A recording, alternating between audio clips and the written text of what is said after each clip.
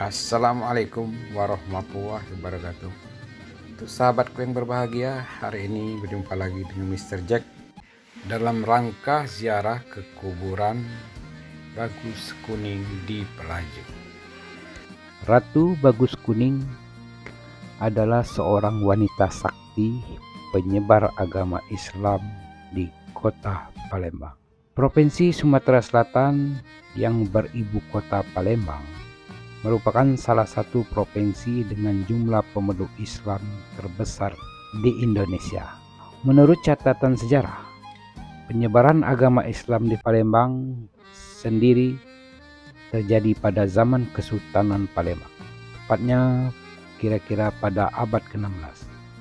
Salah satu tokoh penyebaran agama Islam di Palembang tersebut yakni seorang perempuan yang memiliki kesaktian yang sangat tinggi bernama Putri Mulia Saipah, anak dari Husain Era bin Saidina Ali. Putri Mulia Saipah merupakan murid dari 9 wali di Pulau Jawa, memutuskan perjalanan ke Palembang untuk menyebarkan agama Islam. Putri Mulia Saipah setelah dirinya mendapatkan bisikan gaib atau wahyu dari seseorang. Jalan yang dilalui Putri Mulia Saipah ini tidaklah mudah, termasuk juga ajaran yang dibawanya itu tidak serta-merta diterima langsung oleh masyarakat di Palembang atau Sumatera Selatan. Sampai suatu tibalah Putri Mulia Saipah ini ke kawasan Batanghari 9. Putri Mulia Saipah ini dihadang oleh sekelompok pendekar berjumlah 11 orang yang mempunyai ilmu kesaktian yang sangat tinggi. Namun berbekal kesaktian dan yang dimilikinya, Putri Mulia Saipah Maharani ini mampu mengalahkan 11 pendekar tersebut. Akhirnya 11 pendekar setelah ditaklukkan oleh Putri Mulia Saipah ini, akhirnya mereka memutuskan untuk memeluk agama Islam. Pendekar Batanghari 9 yang dijadikan penghulu tersebut yakni yang bernama Datuk Kuncung Emas, Datuk Buyung, Panglima Gede, Panglima Bisu, Syekh Ali Akbar, Panglima Apo, Syekh Maulana Malik Ibrahim, Syekh Idrus, Putri Kemang Dadar, dan Putri Rambut Serako, dan Bujang Juaro. Penghulu tersebut menjadi pengikut setia Putri Mulia Saipah. Dia selalu menemani langkah Putri Saipah dalam menyebarkan agama di Sumatera Selatan, khususnya Palembang. Usai menguasai wilayah Batanghari, Putri Mulia Saipah Maharani dan 11 penghulu mengikut kembali melakukan perjalanan. Kemudian mereka tiba di sebuah daratan di bagian hulu kota Palembang, atau yang berada di Jalan Panjaitan, Kelurahan Kecamatan Pelaju, Palembang, untuk beristirahat dan bermalam.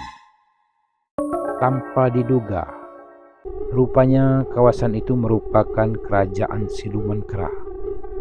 Siluman kera yang sejak awal sudah mengetahui kedatangan Putri Mulia Saipah ini dan rombongan langsung murka. Saat Putri Mulia Saipah berniat beristirahat di tempat itu, bahkan dia mengusir Putri dan rombongannya.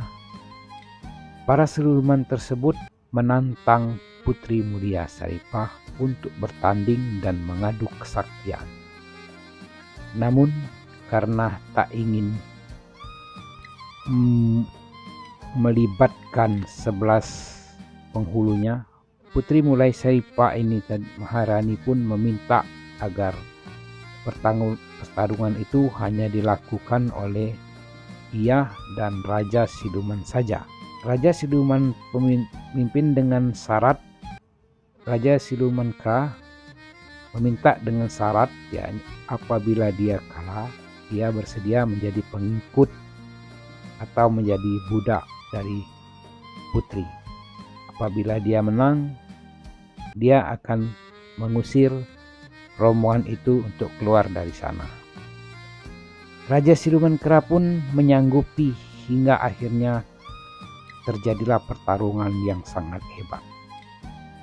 3 hari 3 malam pertarungan keduanya terjadi. Setelah beberapa lama bertarung, akhirnya Raja Siluman Kera harus mengakui kesaktian yang dimiliki oleh Putri Mulia Saripa. Kemudian Raja Siluman Kera bersama pengikutnya akhirnya bersujud di kaki Putri Mulia Saripa.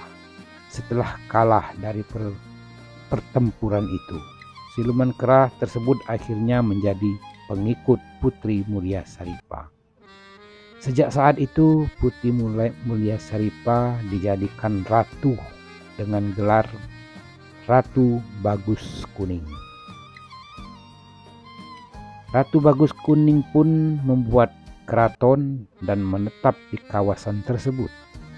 Hingga akhirnya Ratu Bagus Kuning bersama pengikutnya tetap menyebarkan agama Islam ke seluruh penjuru Nusantara Sumatera Selatan.